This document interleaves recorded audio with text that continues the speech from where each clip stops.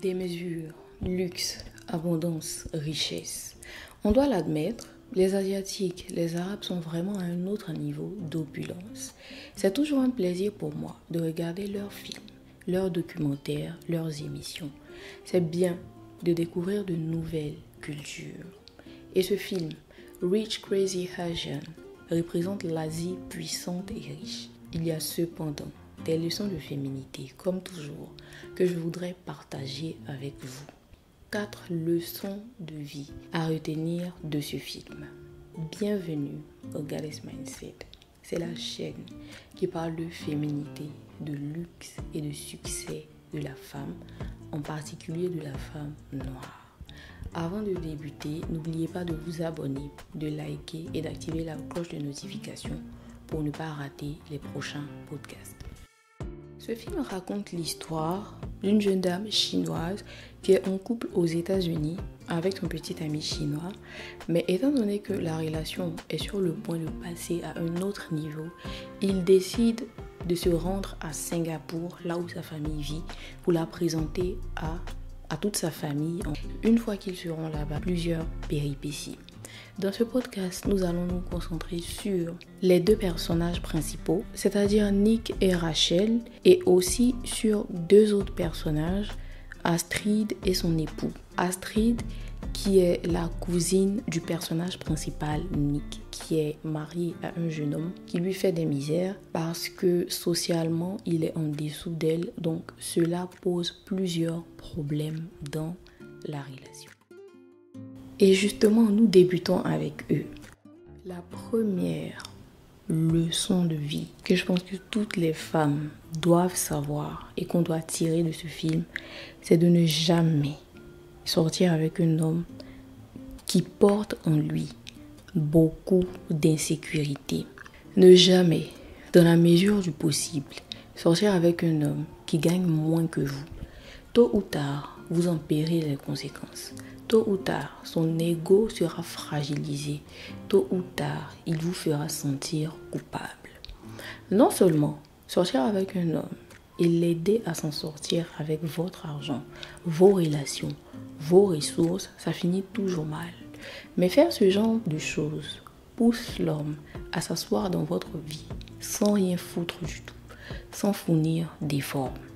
Le mieux, c'est d'être avec un homme qui gagne plus ou autant que vous et le laisser faire face à ses responsabilités d'homme, plutôt que de vouloir en mettre plein la vue avec vos moyens pour essayer de le garder. Les hommes ont un ego et je sais que la société actuelle fait semblant d'ignorer certaines choses, mais il est bien de regarder la réalité en face. Les hommes aiment les choses pour lesquelles ils travaillent dur. C'est pourquoi certains sont mariés à des femmes ministres, PDG, mais souvent les trompent avec des secrétaires, des femmes de ménage.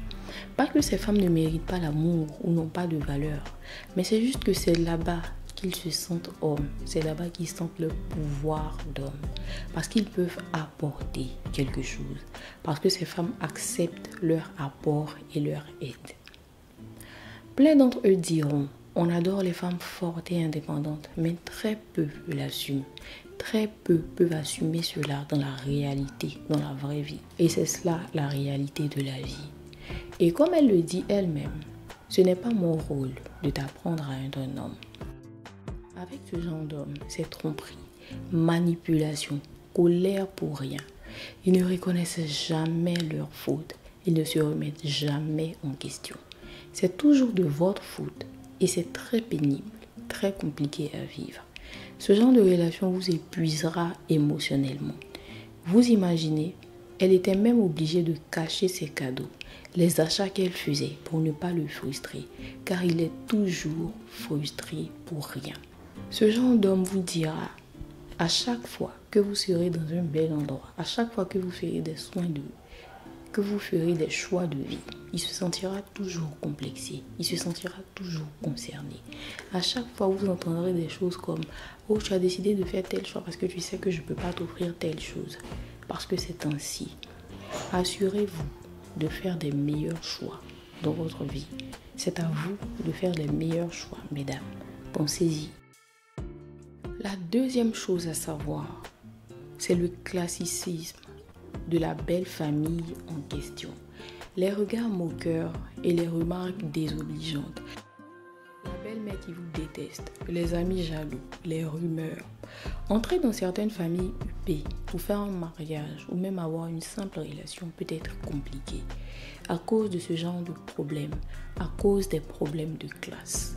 Mais nous l'avons vu dans le podcast sur les leçons de vie de Nadine. Vous pouvez venir d'une famille pas très nantie, mais à force de travail, d'intelligence et d'acharnement, vous pouvez intégrer n'importe quelle famille. Tout dépend de vous. Ayez surtout le mental et l'intelligence qu'il faut. La troisième des choses, c'est de s'éduquer pour éviter d'avoir honte. Travailler personnellement pour passer à un autre niveau.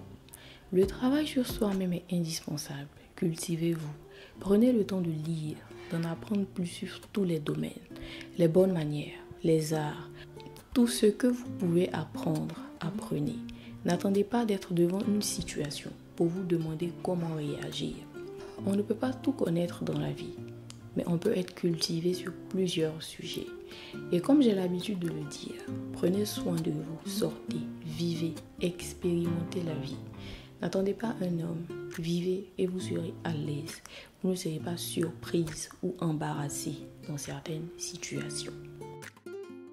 La superficialité, la concurrence, la jalousie dans ce genre de milieu. Dans ce genre de milieu, il faut avoir un mental d'acier, un mental solide. Tout le monde veut être à ta place, tout le monde t'en veut, car le mec le plus prisé t'a choisi toi. Tout le monde va essayer de te descendre et de te dire que tu es banal, que tu ne ressembles pas à grand chose, tu n'es pas si spécial. Tout ça pour toucher ton mental et te pousser vers la sortie. C'est à toi d'être forte et surtout d'avoir de vrais amis en dehors de ce cercle pour garder la tête froide et les pieds sur terre. N'oubliez surtout pas, cependant, de partir, de quitter ce genre de situation toxique si cela vous détruit mentalement. Car il y aura toujours une autre opportunité quelque part. Les opportunités sont illimitées. Il y aura toujours une autre personne.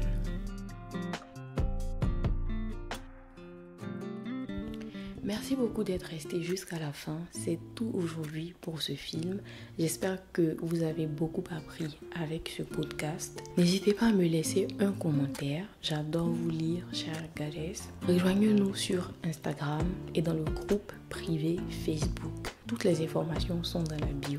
Merci et à très bientôt, chère Gadès.